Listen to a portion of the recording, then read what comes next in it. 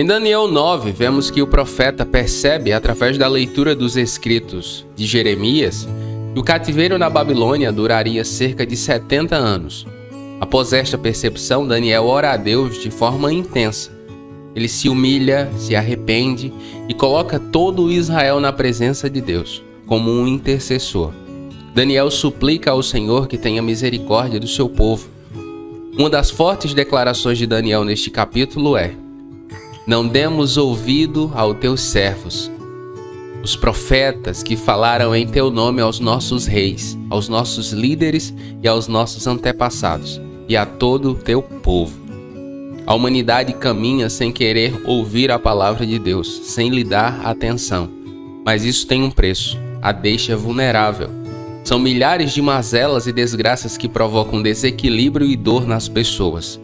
Daniel confessa que seu povo, Israel, não quis dar ouvidos às vozes de autoridades que Deus levantou ao longo da história. Por isso, perecem. Se você não quer passar por isso, mantenha sua atenção na palavra de Deus. Não despreze as vozes de autoridade que o Senhor tem levantado. Dessa maneira, estaremos sempre alertas com relação à vontade do Senhor e não estaremos sob o jugo da desobediência. É sobre isso e muito mais que nós vamos estudar em Daniel capítulo 9. Mas antes de continuar, eu gostaria de saber se você já se inscreveu no canal. Ainda não? Então clique no botão vermelho aqui embaixo e ative o sininho. Isso vai fazer com que você receba avisos sobre todos os vídeos da série e não perca nenhuma dos nossos ensinos, das nossas ministrações.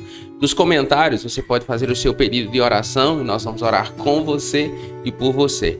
Vamos lá? O capítulo 12 de Daniel pode ser dividido em 12 partes que vão do versículo 1 ao versículo 27 e nós vamos estudar cada uma delas agora. Nos versículos 1 e 2 diz o seguinte: Dario, filho de Xerxes, da linhagem dos Medos, foi constituído governante do reino babilônico. No primeiro ano do seu reinado, eu, Daniel, compreendi pelas escrituras, conforme a palavra do Senhor dada ao profeta Jeremias, que a desolação de Jerusalém iria durar 70 anos. Perceba como isso aqui é interessante e como Daniel é um servo de Deus dedicado.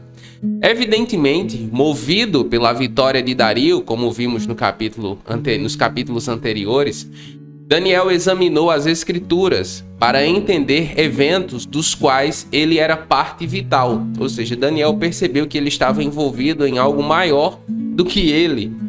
Ele entendeu que a vitória de Dario significava que o fim do cativeiro de 70 anos estava próximo.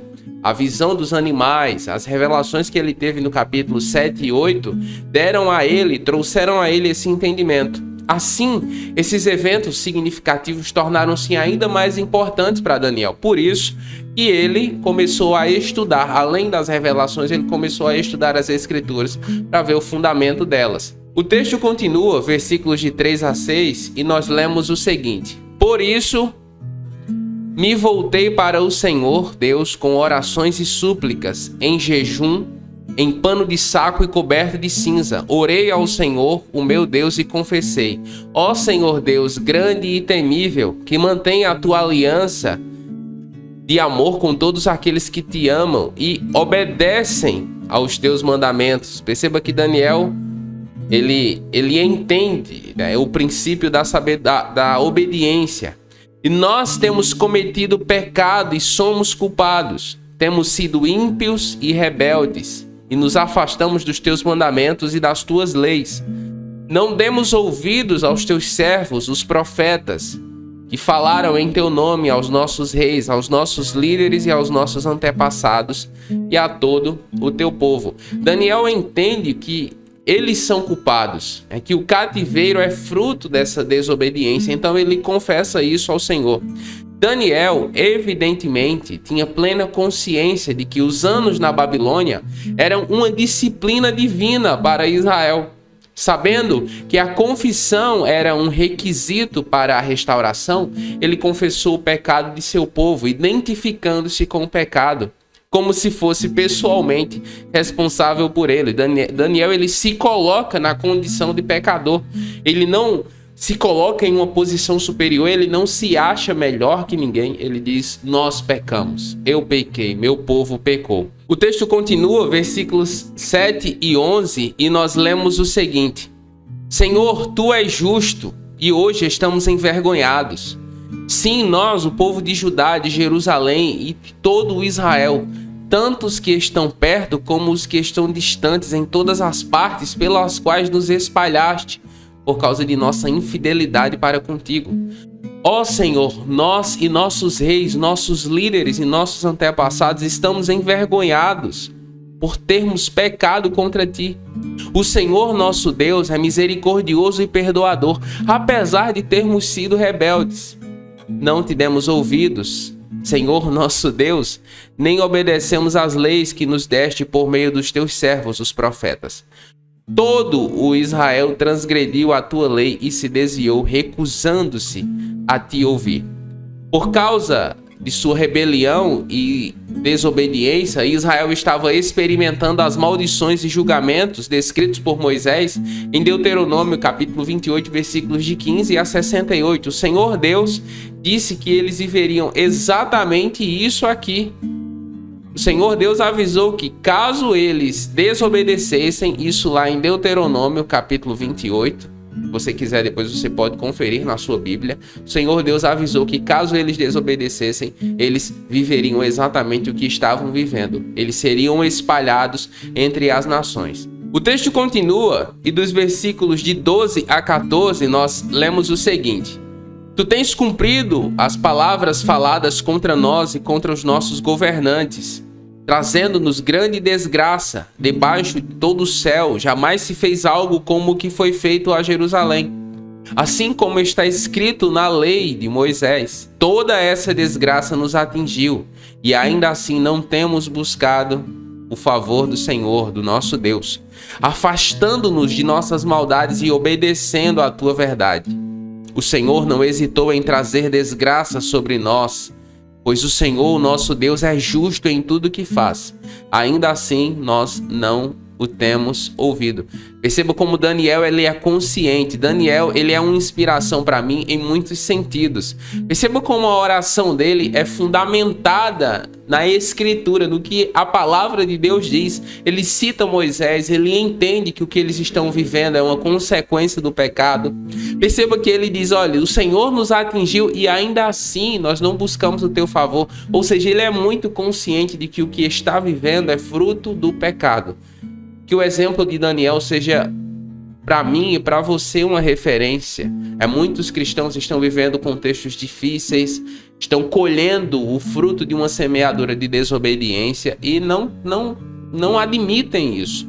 Que nós sejamos como ele.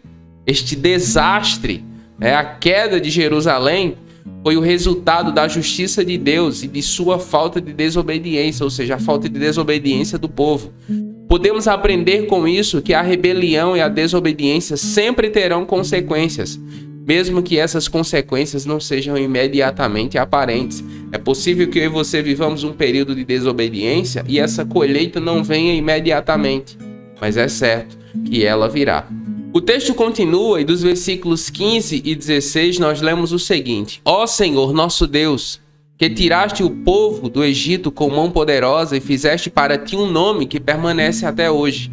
Nós temos cometido pecado e somos culpados. Agora, Senhor, conforme os teus feitos justos, afasta de Jerusalém, da tua cidade, do teu santo monte, a tua ira e tua indignação. Os nossos pecados e iniquidades de nossos antepassados fizeram de Jerusalém e do teu povo objeto de zombaria para todos os que nos rodeiam. Perceba o seguinte: em oração para que Deus, de acordo com seus atos de justiça, afastasse sua ira de Jerusalém, Daniel estava pedindo que a disciplina de Deus fosse encerrada e o povo liberto de sua atual escravidão. Ele reconhece o erro, ele diz: nós somos culpados, e ele faz isso de forma sincera. E agora ele intercede pelo seu povo. Ele pede: Senhor, tem misericórdia. Senhor, encerra esse julgamento. O perdão é também um caminho da obediência. Quando nos arrependemos, e isso estava também escrito em Deuteronômio 28. Quando o povo se arrependesse pedindo perdão sincero, o Senhor Deus perdoaria e restauraria o seu povo. O texto continua, versículos 17 a 19 diz: Ouve, nosso Deus, as orações e as súplicas do teu servo. Por amor de ti, Senhor, olha com bondade para o teu santuário abandonado.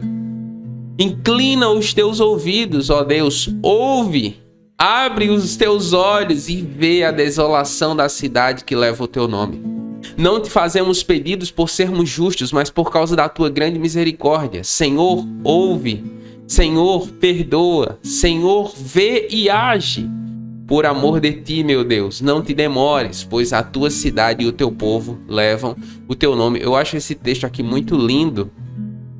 Sempre que eu o estudo, eu fico assim muito impactado, porque curiosamente Daniel, ele não especificou o que Deus deveria fazer. Perceba que Deus não diz que Daniel não diz a Deus tipo o que ele deve fazer. No sentido de restaura o templo, restaura o teu... Não, ele diz: Senhor, ouve, Senhor, perdoa, Senhor, vê e age. Ele pediu a Deus que o Senhor olhe para o santuário e veja a cidade, ambas em desolação por muitos anos. Daniel não vem com um plano pronto para Deus. Ele vem com o coração quebrantado e contrito. Isso me ensina muito. É porque Daniel aqui ele perde totalmente o controle de diz: Tu és soberano, tu estás no controle. Senhor, olha, Senhor, ouve, Senhor, perdoa, Senhor, vê. Que nós possamos aprender com a oração de Daniel e entender que o nosso Deus é soberano e Ele está no controle de todas as coisas. Daniel, eu aprendo muito com ele, né? Com a sua oração, com o seu quebrantamento e com a sua humildade. Ele não dá ordens a Deus, ele só pede ao Senhor que contemple aquela desgraça e que ajude o seu povo. O texto continua, versículos 20 e 21, e diz o seguinte: Enquanto eu estava falando e orando, confessando o meu pecado e o pecado de Israel, meu povo, e trazendo o meu pedido ao Senhor, meu Deus, em favor do seu santo monte, enquanto eu ainda estava em oração, Gabriel, o homem que eu tinha visto na visão anterior, veio voando rapidamente para onde eu estava, à hora do sacrifício da tarde. Esse texto aqui é sensacional. Daniel é um homem muito amado e nós percebemos que a resposta à oração de Daniel não demorou. Ele ainda estava orando e ele foi interrompido pelo aparecimento de Gabriel, que o procurara antes para interpretar sua visão do carneiro e de bode, isso no capítulo 8. Se você ainda não assistiu a esse estudo, assista e você vai ver. Gabriel veio rapidamente na hora do sacrifício, e este foi um dos sacrifícios diários exigidos na lei. Depois você confere lá Êxodo, capítulo 29, versículos 38 e 39, e você vai ver, tem estudo no canal também sobre ele, e você vai ver que durante o dia eram oferecidos 2 sacrifícios, e ele veio no sacrifício da tarde, no último sacrifício, e ali ele falou com Daniel, lhe trazendo a resposta à sua oração. Então, quando nós estamos na presença de Deus em oração, em um propósito, nós podemos alimentar no nosso coração a expectativa de que Deus vai responder. Daniel ainda estava orando e Deus respondeu. Isso é uma realidade para a sua vida e para a minha vida. Não abra mão da expectativa de que Deus vai responder a sua oração. O texto continua, versículos 22 e 23, e diz o seguinte: Ele me instruiu e me disse: Daniel, agora vim para dar-lhe percepção e entendimento. Assim que você começou a orar, houve uma resposta que eu lhe trouxe, porque você é muito amado. Por isso, preste atenção à mensagem para entender a visão. Esse texto aqui é sensacional. Esse texto aqui fala muito ao meu coração, muito mesmo. Por quê? Perceba que Daniel está orando, ele não sabe, ele precisa de respostas de Deus. Daniel me inspira muito nesse sentido. Ele não sabe, ele precisa de respostas. E a oração, Gabriel foi enviado exatamente para trazer resposta, para dar-lhe percepção e entendimento. Veja, é isso que diz o texto. Então, muitas vezes você está confuso ou confusa, e ao invés de orar, de passar tempo na presença de Deus. Eu repito isso aqui constantemente no canal, eu repito muito, especialmente nas nossas orações da manhã, eu repito muito: passe tempo na presença de Deus em oração. E a resposta vem. Perceba que o anjo veio trazer resposta a Daniel, entendimento, percepção. Assim que ele começou a orar, a resposta veio. Por quê? Porque ele é muito amado. Quem passa tempo na presença de Deus é conhecido por Deus, é amado pelo Senhor, tem a atenção de Deus. Então, no tempo certo, o Senhor vem e traz resposta e entendimento. A maioria dos grandes direcionamentos da minha vida, as coisas que realmente alteraram a rota da minha vida, eu recebi resposta enquanto eu estava em oração na presença de Deus. Para isso, Gabriel foi enviado para responder a Daniel e revelar o plano que o Senhor Deus tinha para o seu povo, até a consumação do reino da aliança sobre o Messias de Israel. Daniel, ele recebeu resposta não apenas para os seus dias, mas também para o futuro. Futuros distantes. Deus quer revelar coisas a mim e a você que estão além da nossa compreensão, mas para isso nós precisamos ter apego à sua presença. O texto continua, versículo 24, nós lemos o seguinte: 70 semanas estão decretadas para o seu povo e sua santa cidade, a fim de acabar com a transgressão, dar fim ao pecado, expiar culpas, trazer justiça externa, cumprir a visão e a profecia e ungir o Santíssimo. O que significa isso? Normalmente aqui, nós começamos a ter muitas confusões e argumentos teológicos.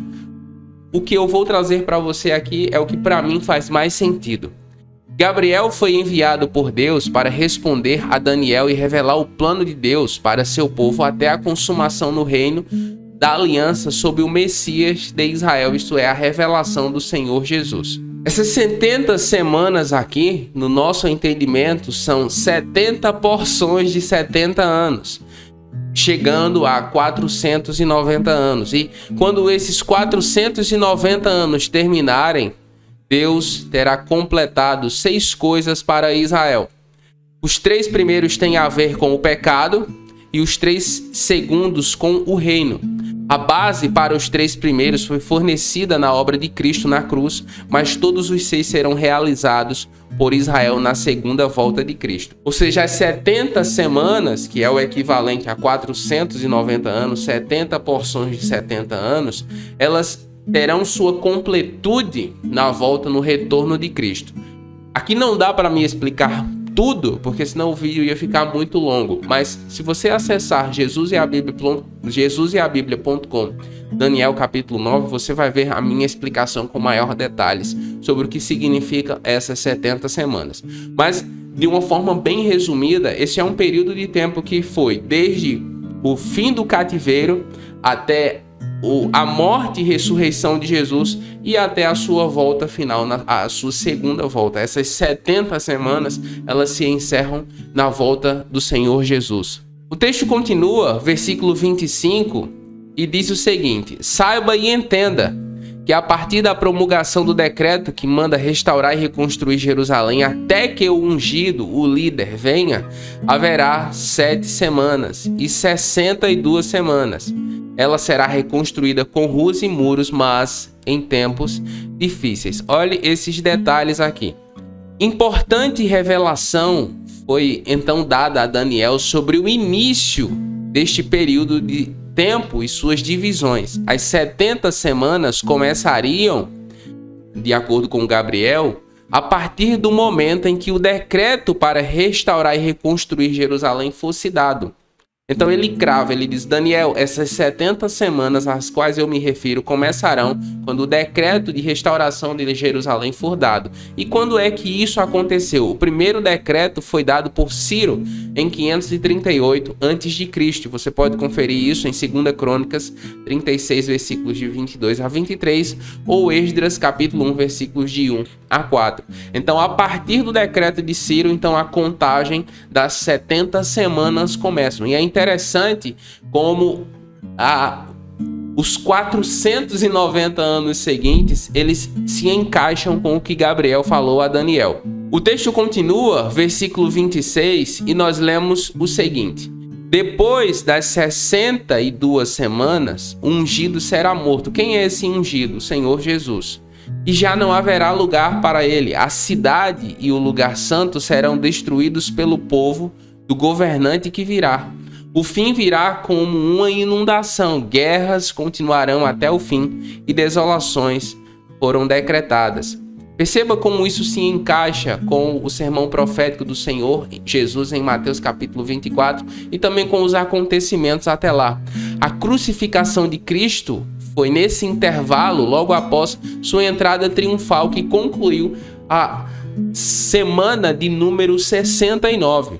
Este intervalo foi antecipado por Cristo quando ele profetizou o estabelecimento da igreja. Então, a semana de número 69 dessas 70 semanas iniciou na semana em que Jesus foi crucificado. A profecia continua, a profecia de Daniel continua com a descrição do julgamento que viria sobre a geração que rejeitasse o Messias. A cidade que contém o santuário, isto é, Jerusalém, seria destruída pelo povo do governante que viria. E isso aconteceu de fato em 70 depois de Cristo, quando o general romano Tito, ele cercou Jerusalém, invadiu e acabou, destruiu, matou muitos dos judeus naquela época. Foi uma desolação terrível.